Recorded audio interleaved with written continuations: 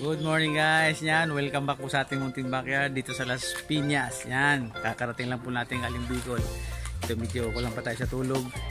At ito ay titingnan natin yung ating mga minamahal alaga dito kung yung mga iniwan nating patubigan at patukaan ay okay mo ba. Yan, kita nyo guys. Yan, dahil pa, update ko lang kayo guys. Pero papasok pa tayo.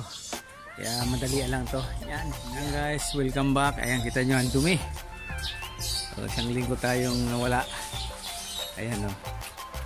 Ayan, okay naman sila. Yung itong mga nasa scratch pin, yung mga naubusan ng patuka. Ang dumi o. Pero yun nandun sa ating mga screen, okay lang. Yan, sakto sa kanila.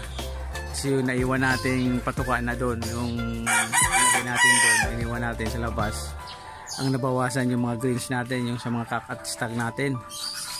Pero yung sa ating mga baby stag, okay naman. Saka sa ating mga pulit, okay naman. Pakita nyo yung dumi guys, oh. Kita. Isang linggong walang walis-walis. Yan, ipanan. Pero yung siya natin dito, hindi lang natin guys may tutok. Ng ating ditong isang gold choco. Ayan, okay, hindi niya naubos. Pero ito, yung tatlo na to, yung apat, si Hini, si Abuhin, si Black Knight, at saka yung anak ni Black Knight, ayun, ubos yung patuka, tubig na iwan. Kasihin muna natin guys. At siguro mamayang hapon pag maaga ako, saka na lang ako maglilinis kasi ngayon papasok pa tayo. Kailangan ulit tayo pumasok, kailangan kumayod. Magkaroon ulit tayo na money. Yan, palang lang balis-balis. Isang linggo lang yan, pero ang dumi na. Yan, happy lang tayo. Yan, hindi ko kayang lilisan ngayon to lahat kasi kwan, bibigyan na tayong patuka at bibigyan tayo ng vitamin pro powder, kanyang painuman. Yan, update na, quick update lang guys.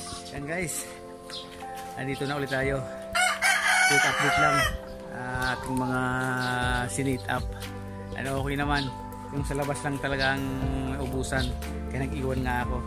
Talagang yun talagang katotohanan na hindi talaga pwedeng mag-iwan sa mga scratch pin kasi nandyan nga pwede pasukin ng ating mga mababait dito, kaya pwedeng maubos yung kanilang patuka, yung tubig. Pero survive naman sila guys. Yan, God bless po sa ating lahat. Sana pumalita, sana magkapamakan ngayon at sa mga dating pangmahal.